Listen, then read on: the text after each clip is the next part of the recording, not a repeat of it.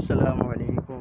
अभी हम जबल रहमत पे हैं, जहाँ नबी पाक सल्लल्लाहु अलैहि वसल्लम ने हुज्जाज इकराम को खुतबा दिया था। ये वही जगह है, आप लोग देख सकते हैं।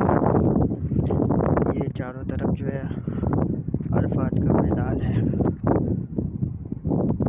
चारों तरफ अरफात का मैदान है।